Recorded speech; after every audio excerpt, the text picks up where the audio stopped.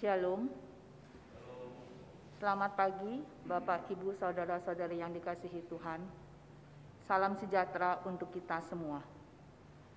Majelis Jemaat GKI Bekasi Timur mengucapkan selamat datang dan selamat beribadah kepada segenap jemaat dan tamu pengunjung kebaktian pada hari ini, Minggu tanggal 3 Juli 2022. Baik yang berada di dalam ruang ibadah ini maupun yang mengikuti ibadah secara live streaming melalui channel YouTube. Sebelum memulai ibadah, mohon perhatian kita semua untuk beberapa hal yang perlu disampaikan. Mulai tanggal 22 Mei 2022, pendaftaran mengikuti ibadah melalui Google Form tidak lagi dilakukan. Syarat kehadiran dalam kebaktian minggu adalah telah melakukan minimal 2 kali vaksinasi dan memiliki sertifikat vaksinasi atau aplikasi Peduli Lindungi yang di-scan di tempat barcode yang disediakan gereja. Kita terus mendoakan agar situasi semakin kondusif sehingga kita bisa beribadah di gereja dengan aman. Mengenai perjamuan kudus. Ibadah perjamuan kudus hari ini pukul 7 dan pukul 9.30 dilayani oleh Pendeta Sony Turnip dan dapat diikuti melalui channel YouTube. Perubahan jam tayang ibadah di channel YouTube. Mulai minggu depan, pada hari Minggu tanggal 10 Juli 2022 dan seterusnya, kebaktian umum yang selama ini ditayangkan melalui channel YouTube mengalami perubahan jam tayang dari sebelumnya, yaitu yang ditayangkan dalam kebaktian umum pertama jam 7 menjadi kebaktian umum kedua jam 9.30. Kiranya menjadi perhatian jemaat sekalian. Demikian beberapa warta yang dapat kami sampaikan. Marilah kita mengawali ibadah kita dengan mengambil saat teduh secara pribadi. Saat teduh dimulai.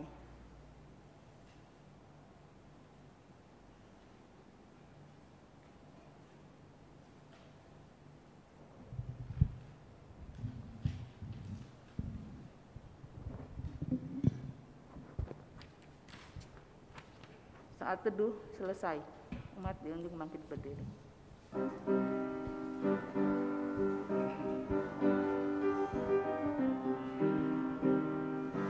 Angkatlah hatimu pada Tuhan, bunyikan kecapi dan menari. Jangan lupa bawa persembahan, mari kawan, ajak teman bersama menyembah. Sorak-sorak haleluya, mari nyanyilah.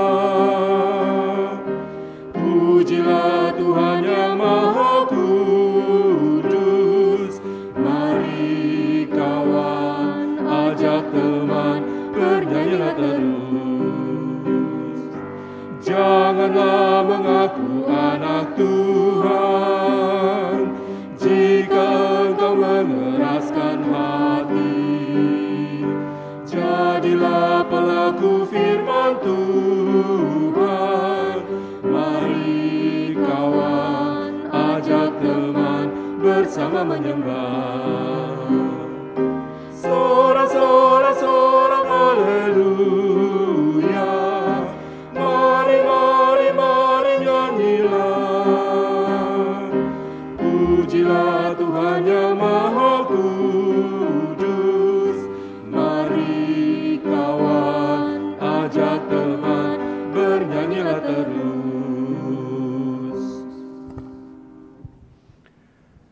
Umat kekasih Tuhan, ibadah ini terjadi dengan keyakinan bahwa pertolongan kepada kita adalah di dalam nama Tuhan yang menjadikan langit dan bumi.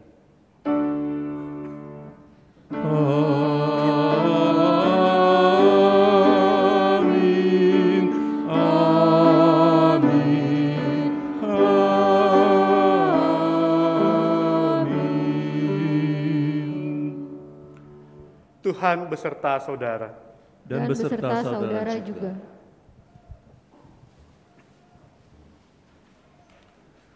Umat Tuhan 1 Korintus 1 ayatnya yang kelima dan keenam mengatakan begini. Sebab di dalam Dia kamu telah menjadi kaya dalam segala hal, dalam segala macam perkataan dan segala macam pengetahuan, sesuai dengan kesaksian tentang Kristus yang telah diteguhkan di antara kamu.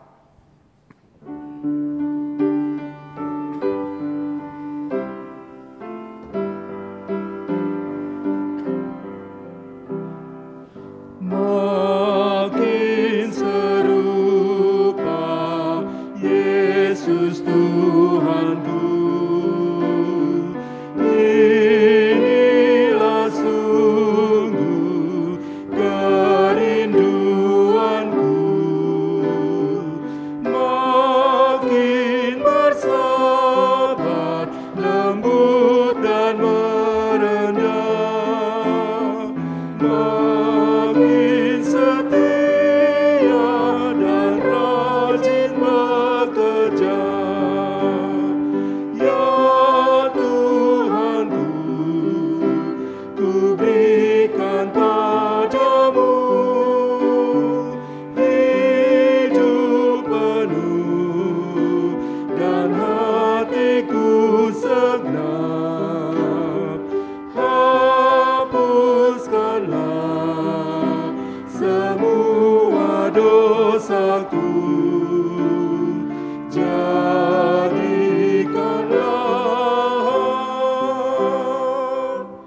ku milikmu tetap. Makin serupa Yesus Tuhanku, setiap hari ini doaku. Makin bergiat menjadi muridnya, makin berani menjadi saksinya. Ya Tuhanku, ku berikan padamu hidup penuh dan hatiku segenap. Hapuskanlah semua dosaku, jadikanlah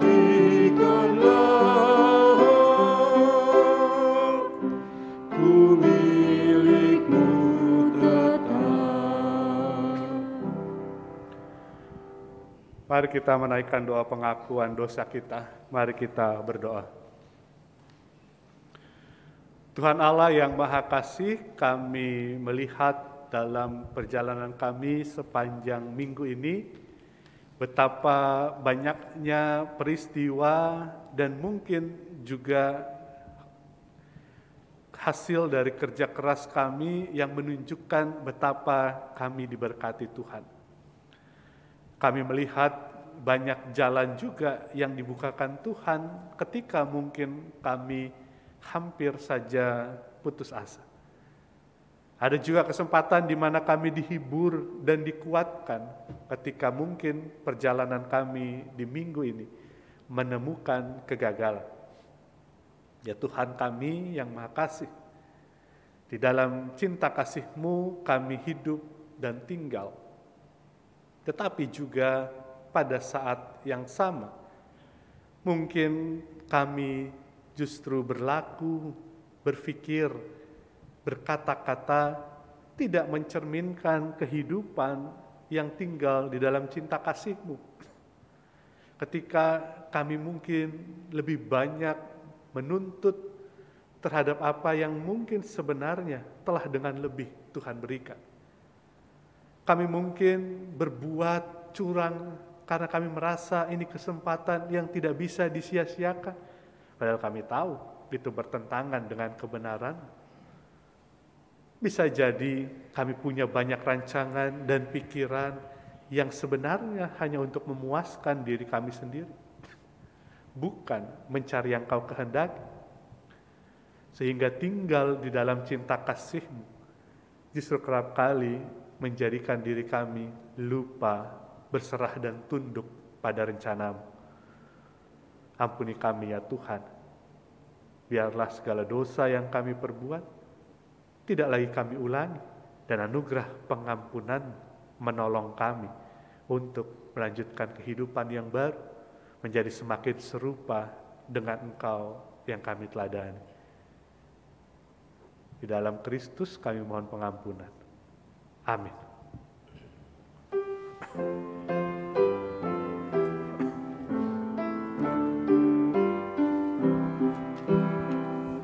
Oh Tuhanku, Kau datang ke dunia untuk menghapus dosa umat-Mu. Bagai seekor rusa yang dahaga padamu, Tuhanku, merindu hatiku. Aku berserah ya Tuhan padamu, ku berikan bagimu seluruh hidupku. Ku bersedih karena tekanan dosa, dan jiwaku tersungkur dalam gelap. Kini berikan damai dan sentosa, tahirkan diriku, dan dosa pun lenyap. Aku berserah ya Tuhan padamu, ku berikan bagimu seluruh hidupku.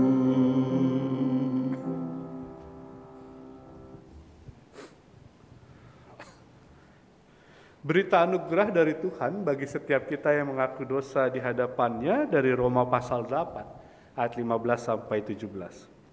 Sebab mereka yang hidup menurut daging memikirkan hal-hal yang dari daging. Mereka yang hidup menurut roh memikirkan hal-hal yang dari roh. Karena keinginan daging adalah maut, tetapi keinginan roh adalah hidup dan damai sejahtera. Demikianlah berita anugerah dari Tuhan. Syukur kepada Allah.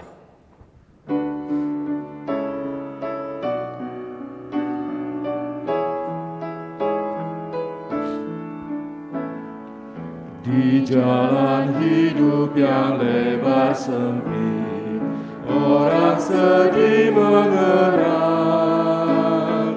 Tolong mereka yang dalam gelap, bawalah sinar terang. Pakailah aku jalan berkat-Mu, memancarkan cahaya-Mu.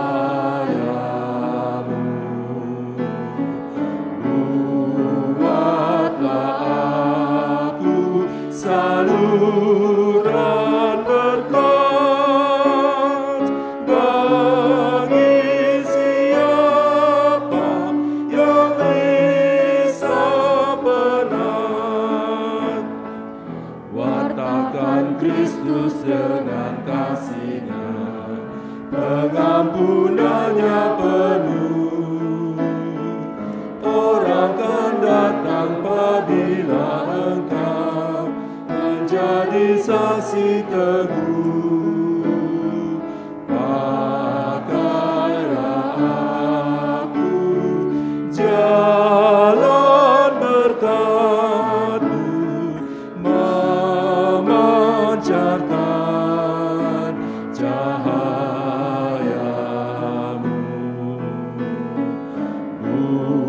Buatlah aku saluran berkat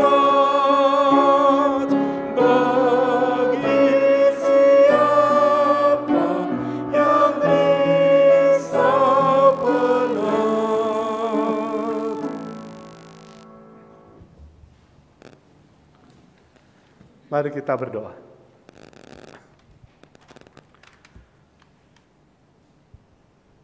Tuhan Allah yang Maha Kasih, kami hendak merenungkan firman Tuhan dan kembali merenungi juga bagaimana perjalanan hidup kami yang semestinya kami mampu menjadikan hidup kami sebagai gambaran tentang Kristus, yang meneladani Kristus dalam ucapan dan perbuatan, yang menempuh perjalanan sebagaimana kami bayangkan Kristus hadir juga untuk mereka yang kami jumpai sehari-hari. Ya Allah yang Maha Kasih, kiranya firman-Mu pada pagi hari ini menolong kami untuk dapat memaknai dan memahami kembali panggilan yang Engkau tujukan kepada kami, dan kami mampu menjadi duta-duta-Mu, menjadi orang-orang yang menghadirkan cipta kasih-Mu dalam kehidupan ini. Berfirmanlah ya Tuhan, tolong kami untuk menerimanya. Amin.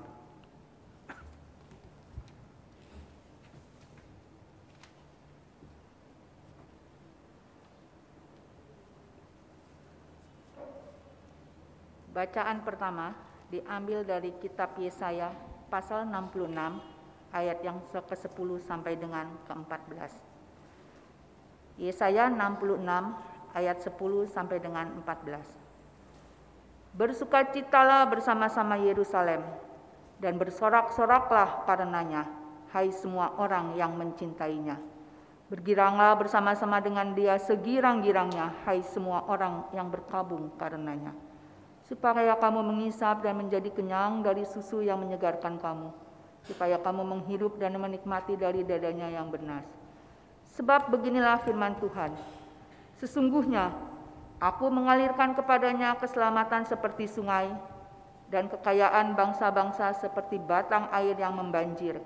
Kamu akan menyusu, akan digendong, dan akan dibelai-belai di pangkuan, seperti seseorang yang dihibur ibunya.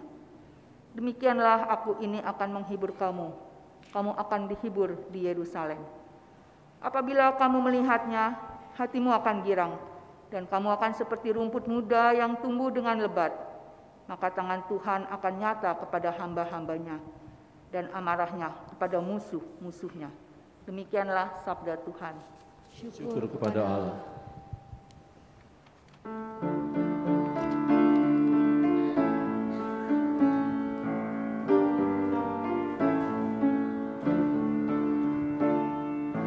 Bersorak-soraklah bagi Allah, hai seluruh bumi. Masyurkan namanya, muliakanlah dia, naikkan pujian. Bersorak-soraklah bagi Allah, hai seluruh bumi. Masyurkan namanya, muliakanlah dia, naikkan pujian. Katakanlah kepada Allah, betapa dahsyat segala karyanya.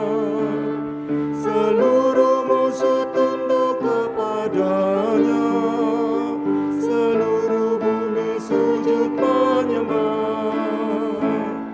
Bersorak-soraklah bagi Allah, hai seluruh bumi.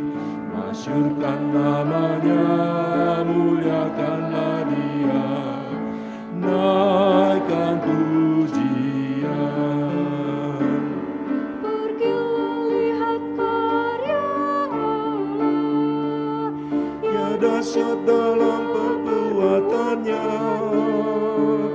Ubah laut menjadi tanah yang kering, dan umatnya pun dapat menyeberang. Bersorak-soraklah bagi Allah, hai seluruh bumi. Masyurkan namanya, muliakanlah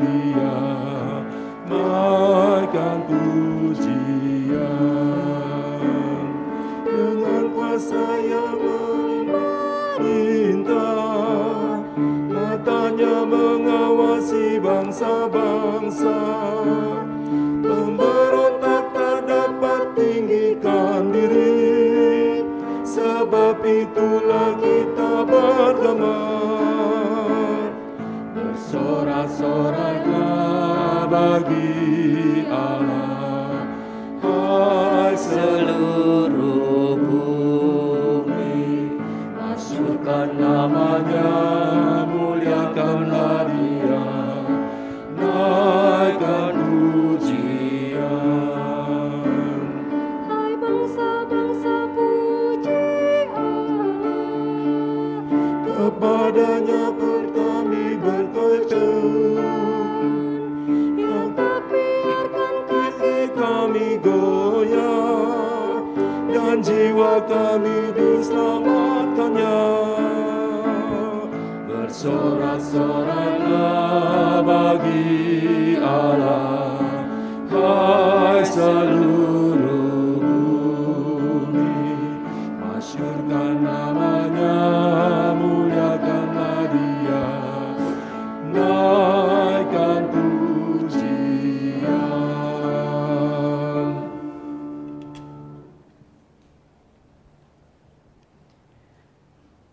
Bacaan kedua diambil dari Galatia 6 ayatnya yang ke-7 sampai yang ke-16 demikian. Jangan sesat, Allah tidak membiarkan dirinya dipermainkan. Karena apa yang ditabur orang, itu juga yang akan dituainya. Sebab barang siapa menabur dalam dagingnya, ia akan menuai kebinasaan dari dagingnya. Tetapi barang siapa menabur dalam roh, ia akan menuai hidup yang kekal dari roh itu.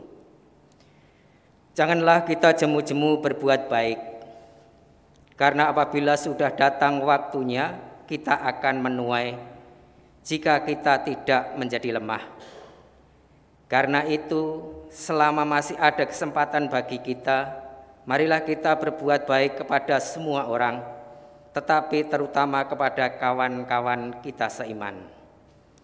Lihatlah bagaimana besarnya huruf-huruf yang kutulis kepadamu dengan tanganku sendiri.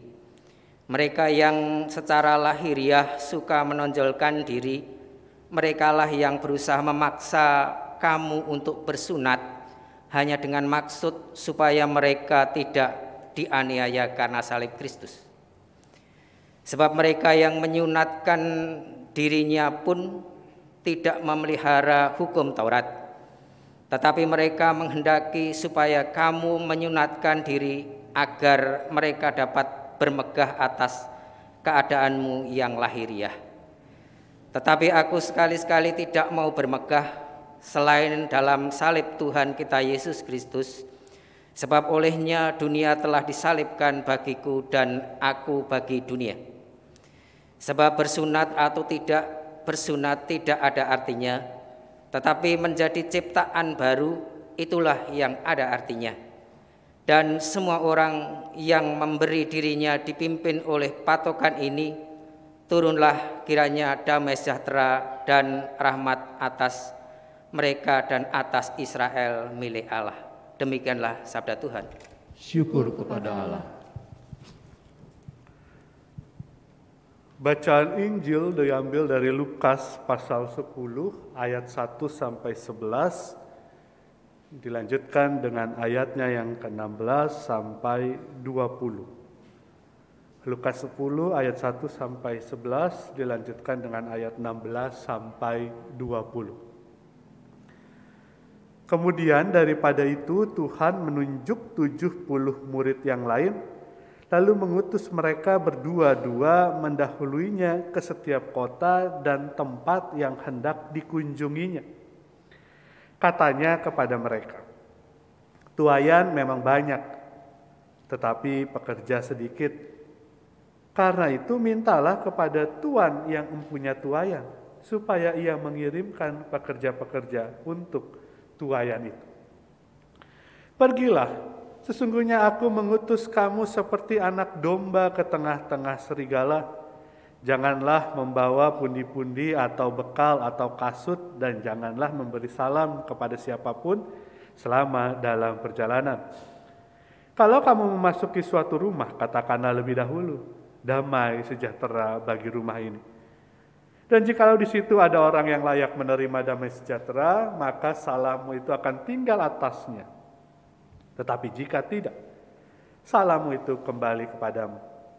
Tinggallah dalam rumah itu, makan dan minumlah apa yang diberikan orang kepadamu, sebab seorang pekerja patut mendapat upahnya. Janganlah berpindah-pindah rumah. Dan jikalau kamu masuk ke dalam sebuah kota dan kamu diterima di situ, makanlah apa yang dihidangkan kepadamu, dan sembuhkanlah orang-orang sakit yang ada di situ, dan katakanlah kepada mereka, kerajaan Allah sudah dekat padamu. Tetapi jikalau kamu masuk ke dalam sebuah kota dan kamu tidak diterima di situ, pergilah ke jalan-jalan raya kota itu dan serukanlah, juga debu kotamu yang melekat pada kaki kami kebaskan di depanmu. Tetapi ketahuilah ini, kerajaan Allah sudah dekat. Barang siapa mendengarkan kamu, ia mendengarkan aku, dan barang siapa menolak kamu, ia menolak aku, dan barang siapa menolak aku, ia menolak dia yang mengutus aku. Kemudian ke-70 murid itu kembali dengan gembira dan berkata, Tuhan, juga setan-setan takluk kepada kami demi nama-Mu. Lalu kata Yesus kepada mereka, Aku melihat iblis jatuh seperti kilat dari langit. Sesungguhnya aku telah memberikan kuasa kepada kamu untuk menginjak ular dan kalajengking, dan kuasa untuk menahan kekuatan musuh, sehingga tidak ada yang akan membahayakan kamu. Namun demikian, janganlah bersukacita karena roh-roh itu takluk kepadamu, tetapi bersukacitalah karena namamu ada terdaftar di sorga. Demikianlah pembacaan Injil Tuhan kita Yesus Kristus. Berbahagialah mereka yang mendengarkan firman Allah dan yang memeliharanya. Haleluya. Haleluya, haleluya, haleluya.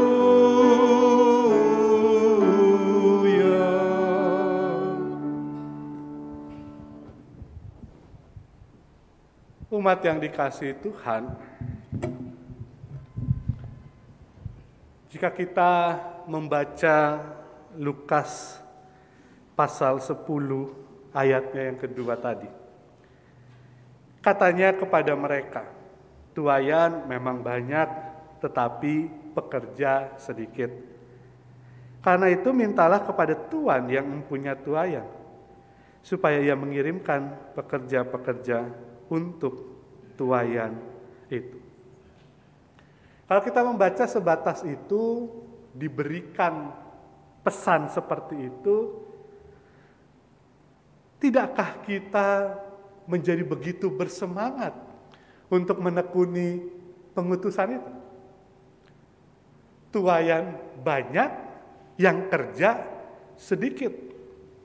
Mintalah pada Tuhan yang punya tuaian itu supaya mengirimkan pekerja-pekerja untuk tuaian itu. Kalau kita baca itu, maka mestinya sih nggak ada orang yang menolak begitu ya. Ada ibu bapak yang tidak mengambil kesempatan ini ketika dikasih pesan, pergi ke sana, tuaiannya sudah ada banyak, tapi yang kerjanya dikit. Pergi ke sana. Apa ada orang yang mau menolak perintah seperti itu? Apa ada orang yang mau meninggalkan kesempatan itu? Peluangnya besar, ketersediaannya banyak. Rasanya kita akan dengan segera mengatakan bersedia atau siap. Iya, saya mau tuaiannya banyak tapi yang kerja sedikit. Bayang-bayang bahwa semua itu akan menjadi kesempatan atau peluang yang mudah, tentu saja tidak terhindarkan. Tetapi mungkin juga selanjutnya, kalau kita menjadi bagian dari 70 murid yang diutus itu, kalimat-kalimat berikutnya membuat kita berpikir ulang. Ayat 3 bilang begini, sesungguhnya aku mengutus kamu seperti anak domba ke tengah-tengah serigala.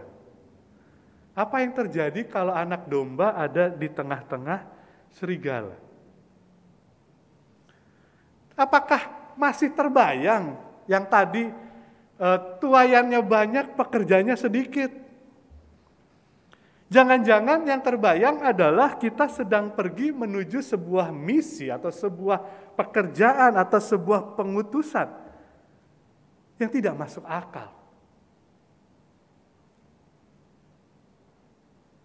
Kalimat berikutnya mengatakan juga begini, ayat 4. Janganlah membawa pundi-pundi atau bekal atau kasut, dan janganlah memberi salam kepada siapapun selama dalam perjalanan.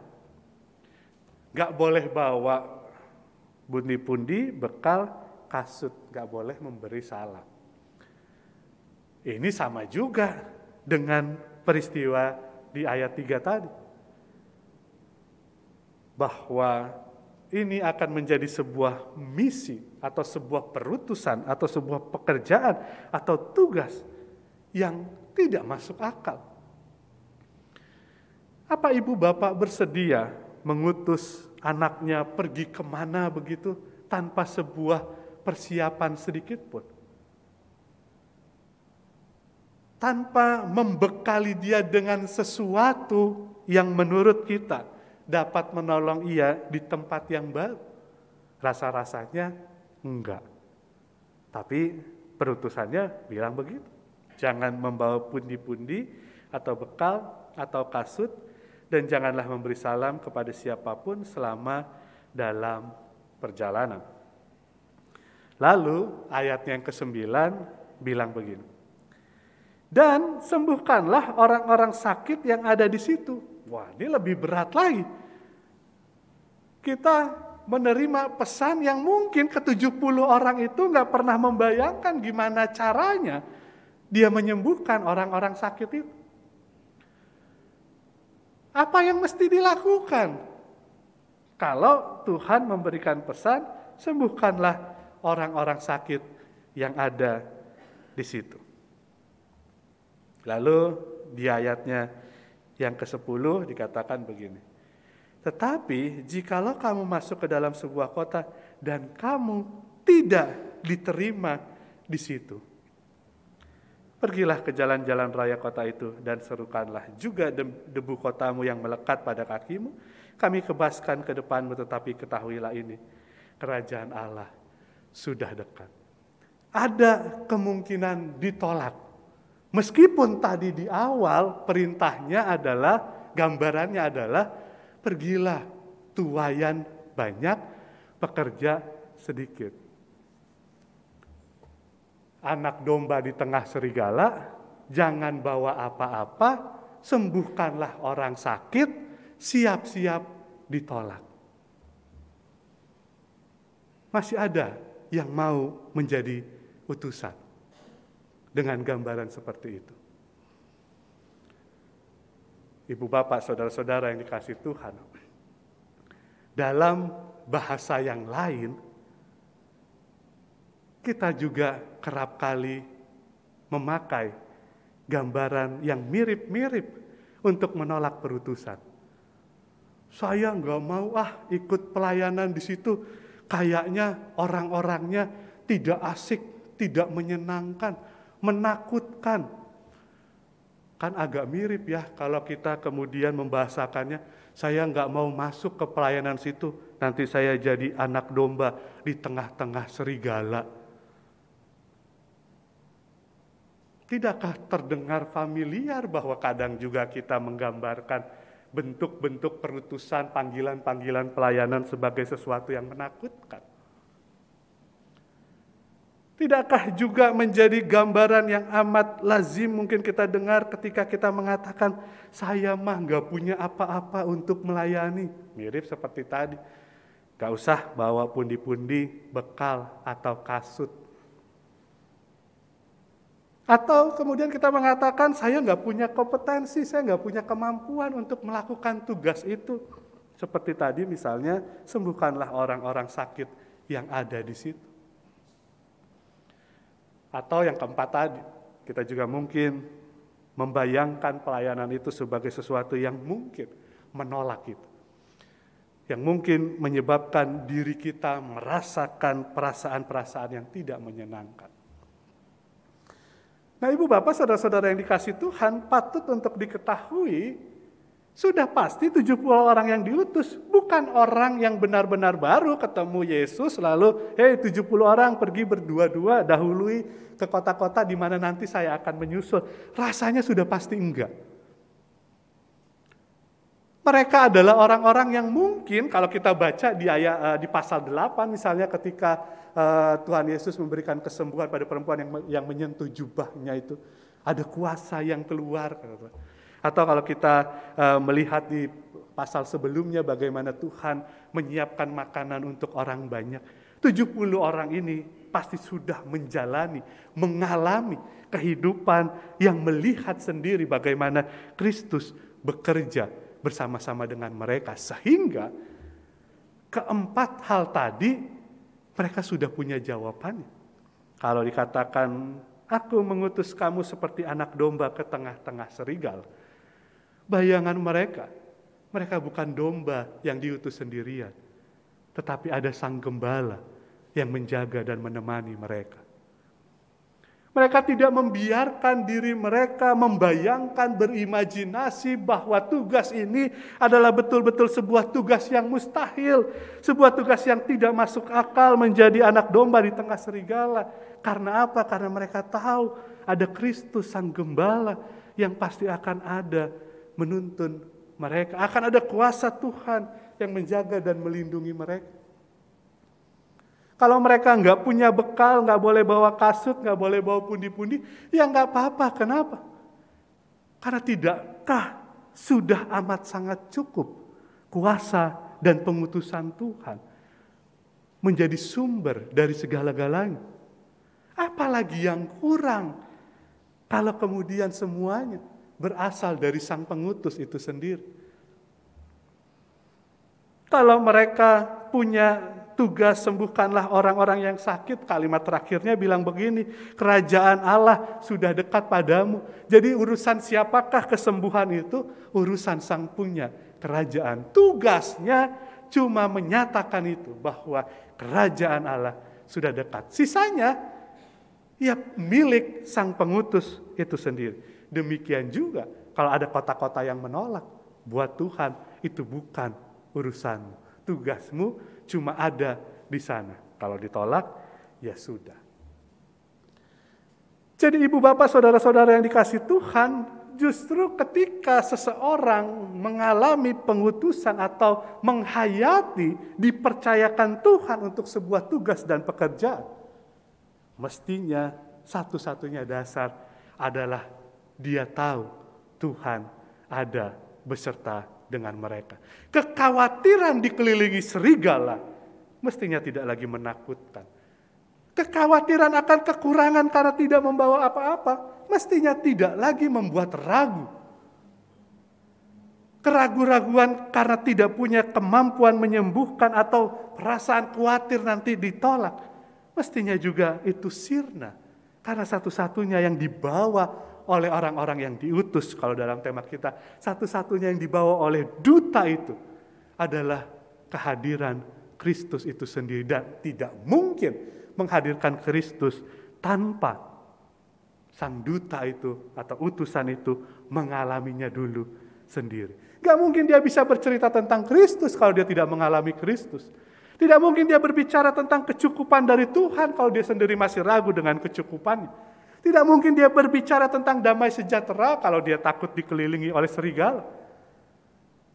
Mereka yang rela diutus adalah mereka yang tahu bahwa satu-satunya yang menjadi sumber perjalanan itu adalah Kristus itu sendiri.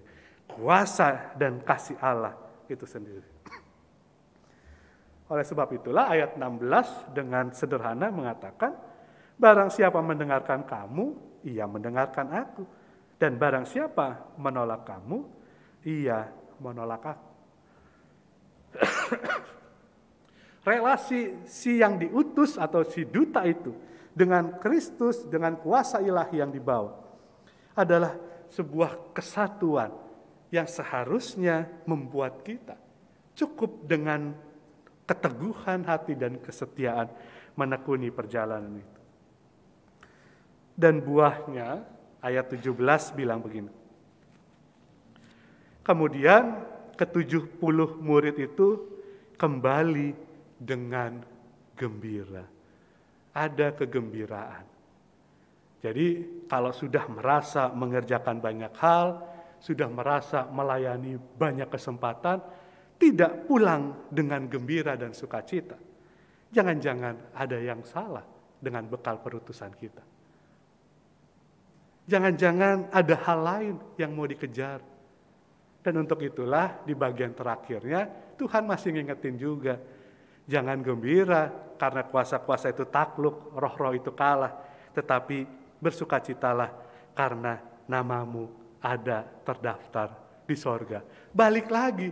Gak ada yang menjadi dasar kecuali manusia ini yang diutus ini merasakan dirinya juga menjadi bagian dari kerajaan Allah.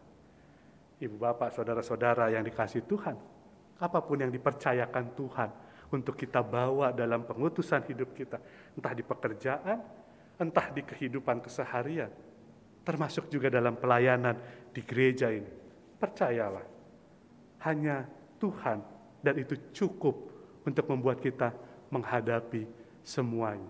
Segala imajinasi, bayangan, ketakutan, kekhawatiran yang belum tentu ada, biarlah itu semua kita hadapi dengan keyakinan bahwa Dia yang mengutus, Dia juga yang akan mencukupkan semuanya. Yang perlu kita lakukan adalah menjalaninya dengan gembira. Bersukacitalah kalau Tuhan mempercayakan banyak hal untuk kita kerjakan. Karena dengan demikian juga kita akan melihat betapa banyaknya cara Tuhan memperlengkapi dan mencukupkan kita. Semoga Tuhan menolong kita. Amin.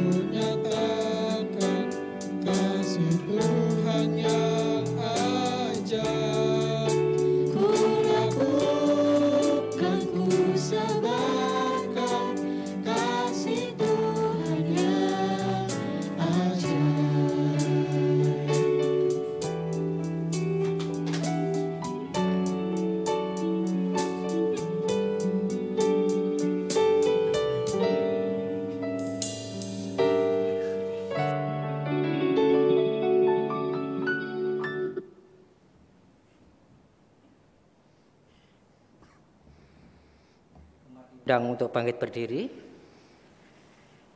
bersama umat Allah di masa lalu, masa kini, dan yang akan datang. Marilah kita mengikrarkan kembali pengakuan iman percaya kita menurut pengakuan iman rasuli. Aku percaya kepada Allah, Bapa yang Maha Kuasa, Khalik langit dan bumi, dan kepada Yesus Kristus, anaknya yang tunggal Tuhan kita, yang dikandung dari para kudus, lahir dari anak darah Maria, yang menderita sengsara di bawah pemerintahan Pontius Pilatus, disalibkan, mati dan dikuburkan, turun ke dalam kerajaan maut. Pada hari yang ketiga, bangkit pula di antara orang mati, naik ke surga, duduk di sebelah kanan Allah, Bapa yang Maha Kuasa, dan dari sana ia akan datang untuk menghakimi orang yang hidup dan yang mati. Aku percaya kepada Roh Kudus, gereja yang kudus dan am, persekutuan orang kudus, pengampunan dosa, kebangkitan orang mati, dan hidup yang kekal. Amin. Mari kita berdoa. Tuhan Allah yang Maha Kasih, untuk setiap hal yang Kau percayakan kepada kami untuk kami kerjakan, biarlah kami terus melakukannya dengan setia, dengan percaya segala yang Kau persiapkan dan segala kuasa-Mu akan menjadi cukup untuk menolong kami. Tuhan, pada saat ini kami mengingat perdamaian dunia yang masih juga belum mereda dari perang dan kemarahan. Engkau kiranya menolong perdamaian di banyak tempat. Kami berdoa juga untuk proses penanganan pandemi yang masih rupanya belum tuntas betul. Masih ada hal-hal yang menyebabkan penyebarannya kembali naik. Kau juga yang kiranya menolong pemerintah kami khususnya maupun juga di dunia pada umumnya, agar kami mampu kembali mengatasinya. Tuhan, pada saat ini pun kami mengingat mereka yang sedang bergumul. Kami berdoa untuk keluarga almarhum Ibu Leoni Gana Sutrisna, kiranya Engkau memberikan kekuatan dan penghiburan bagi mereka yang berduka. Demikian juga dengan rangkaian acara pada hari ini, kiranya Engkau yang membuat segala sesuatunya berjalan baik. Kami berdoa juga untuk mereka yang sedang proses pengobatan dan pemulihan. Kami berdoa untuk Bapak Andreas Wahyu Puji Nugroho, Ibu Koni Francisca, Bapak Donald Sitompul, Bapak Iwan Dharma Setiawan, Ibu Sri Ngestiningsih, Ibu Mia Gunardi, Ibu Naomi, Bapak Rudianto Mulyadi Harto, Ibu Syau Herawati, Ibu Sunari, Ibu Tina Wijaya. Kiranya Engkau terus menemani mereka dalam kelemahan tubuh mereka. Engkau juga yang kiranya memulihkan mereka. Lewat tindakan medis yang diberi, Engkau hadir. Lewat setiap perawatan, baik oleh tenaga medis maupun keluarga, Engkau juga hadir dengan cinta kasih-Mu, sehingga mereka boleh pulih dan sehat, sebagaimana yang kami harapkan. Ya Allah yang Maha Kasih, di luar itu semua kami tentu berharap yang baik dari Tuhan menjadi bagian kami. Kami juga Memasuki saat teduh secara pribadi. Saat teduh dimulai.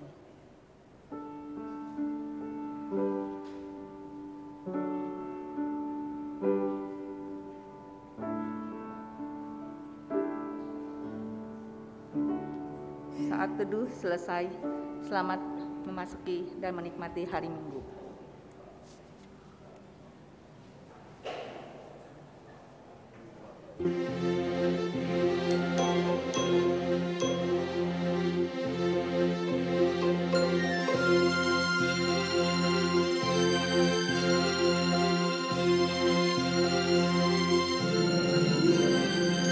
Yesus berpesan dalam malam gelap, kamu harus jadi lilin gemerlap, anak masing-masing di sekitarnya, dalam dunia ini bersinarlah.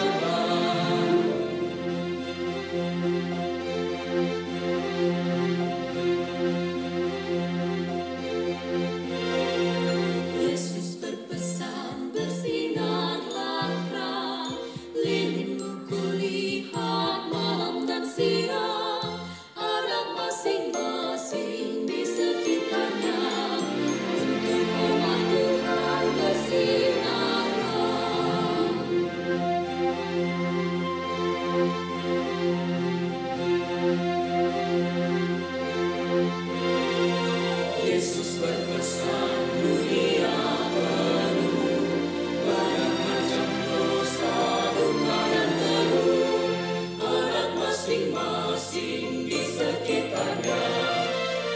sesamamu bersinarlah.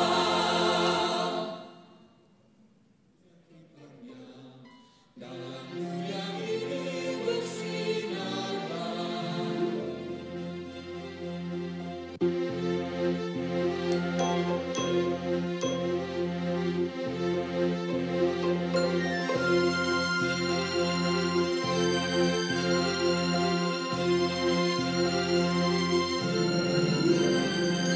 Yesus berpesan dalam malam gelap, kamu harus jadi lilin gemerlap, anak masing-masing di sekitarnya.